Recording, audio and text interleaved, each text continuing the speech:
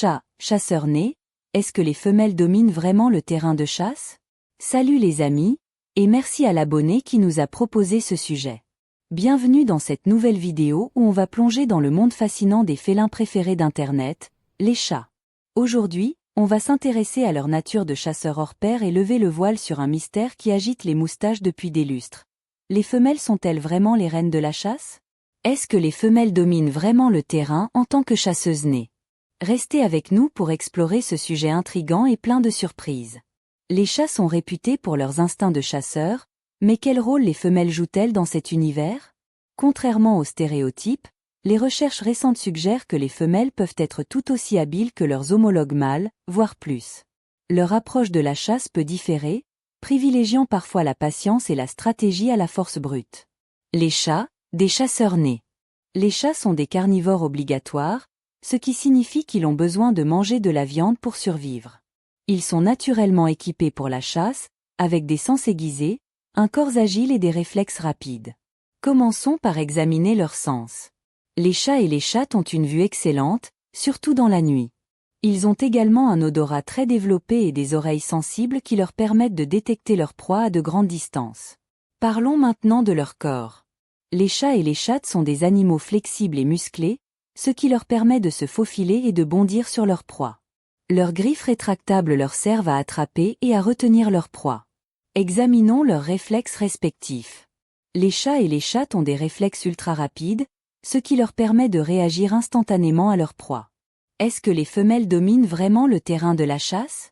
Dans la hiérarchie sociale des chats, les femelles ont souvent un rôle dominant. Elles sont généralement plus grandes que les mâles, et elles ont tendance à être plus territoriales. Commençons par examiner la hiérarchie sociale. Les chats vivent en groupes familiaux appelés colonies. Au sein de ces colonies, il y a une hiérarchie sociale bien définie, avec les femelles dominantes en haut de la pyramide.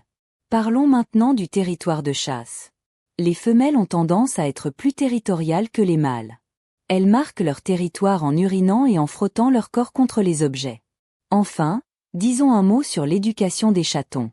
Les femelles sont responsables de l'éducation des chatons. Elles leur apprennent à chasser, à se défendre et à survivre dans leur environnement. Exemple de proies chassées par les chats mâles et femelles. Les comportements des chats mâles et femelles sont différents.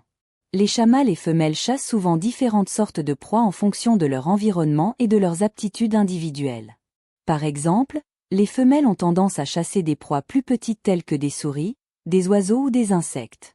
Leur agilité et leur discrétion leur permettent de s'approcher silencieusement de leur proie. Les mâles, en revanche, peuvent parfois s'attaquer à des proies légèrement plus grandes comme des rats ou des lapins, utilisant leur force pour capturer leur cible.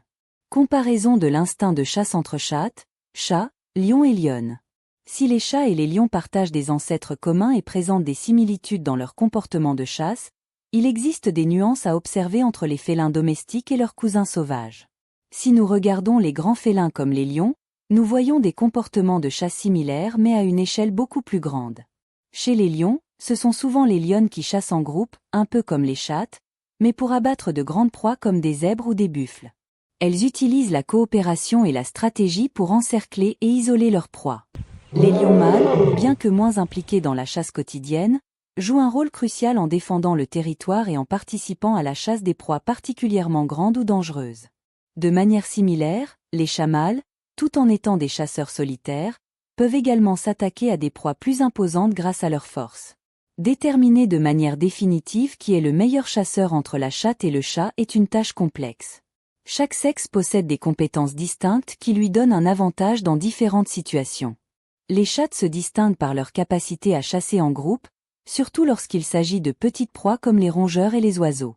Cette coopération leur permet non seulement de maximiser leurs chances de succès mais aussi d'enseigner à leurs chatons les techniques de chasse.